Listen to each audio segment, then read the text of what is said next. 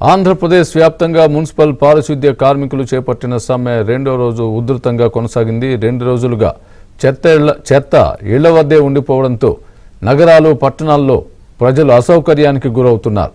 Permanent కార్మికులతో చెత్త సేకరణ చేస్తున్న ప్రధాన రహదారులు, కూడల వద్దే చెత్తను తీసి సరిపెడుతున్నారు. రోజు రోజుకు సమ్మె ఉధృతంగా మారుతుండడం, రోడ్లపై చెత్త పేరుకుపోతూ ఉండడంతో ప్రజలు ఆందోళన వ్యక్తం చేస్తున్నారు.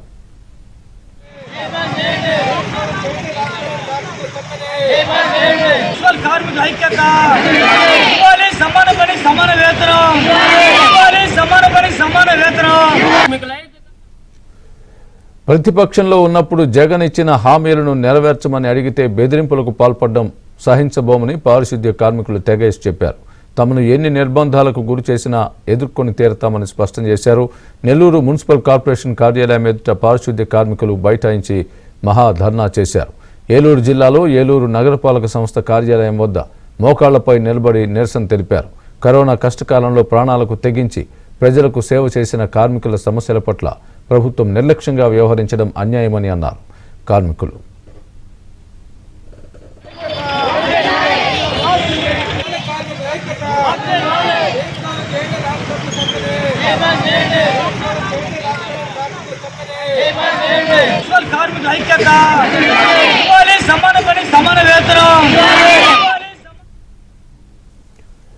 కడపలోనూ కార్పొరేషన్ కార్యాలయం ఎదుట మున్సిపల్ కార్మికులు మోకాళ్లపై నిల్చొని నిరసన వ్యక్తం చేశారు. వారికి టీడీపీ పోలిట్ బ్యూరో సభ్యుడు శ్రీనివాసరెడ్డి సంఘీభావం ప్రకటించారు.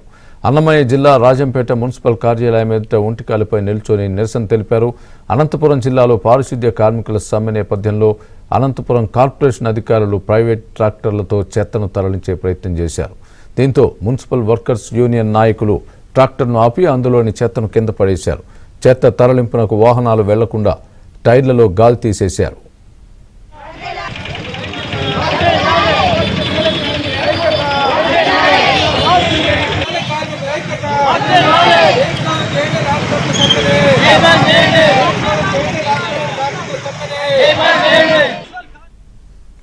పారిశుద్ధ్య పనులకు సంబంధించి గ్యాంగ్ వర్కులకు వెళ్తున్న రెగ్యులర్ కార్మికుల్ని అవుట్ సోర్సింగ్ కార్మికులు అడ్డుకున్నారు.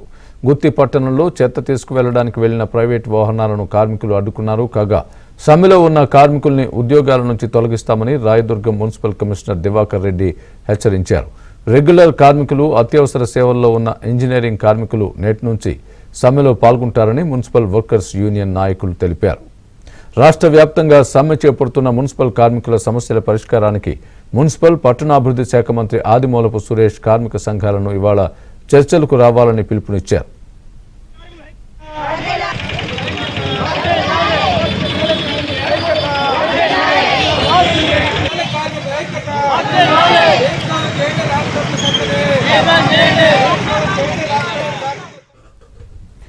ఇదే విషయానికి సంబంధించి మరింత సమాచారం మా ప్రతినిధి ప్రసాద్ అందిస్తారు. ప్రసాద్, రాష్ట్ర వ్యాప్తంగా మున్సిపల్ కార్మికుల సమ్మెబాట పడటంతో ఎక్కడ చెత్త అక్కడ పేరుకుపోతూ ఉంది. కాలనీలు, ప్రధాన రహదారులు సైతం చెత్తతో నిండిపోవడంతో ప్రజలు ఆవేదన, ఆందోళన వ్యక్తం చేస్తూ ఉన్నారు. ఎందుకంటే ఇప్పటికే కరోనా వ్యాప్తి మొదలైందనే హెచ్చరికల నేపథ్యంలో అదేవిధంగా ఈ చెత్త అంతా పేరుకుపోవడంతో చిన్నపిల్లలు, వృద్ధులు అనారోగ్యాల బారిన పడతారనే ప్రజలు ఆవేదన వ్యక్తం చేస్తూ ఉన్నారు.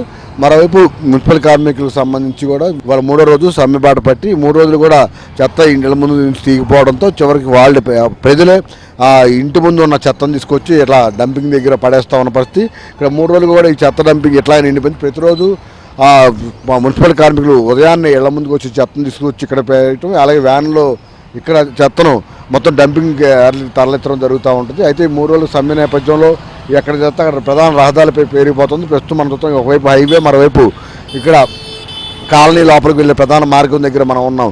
ఇక్కడ ఈ మొత్తం కూడా చెత్త రోడ్లంపటి ఇలా పెరిగిపోవడంతో చాలామంది కూడా ఆవేదన వ్యక్తం చేస్తూ ఉన్నారు. వెంటనే వీటిని తరలించి ఏర్పాటు చేయాలని కూడా పాలకులను విజ్ఞప్తి చేస్తూ ఉన్నారు.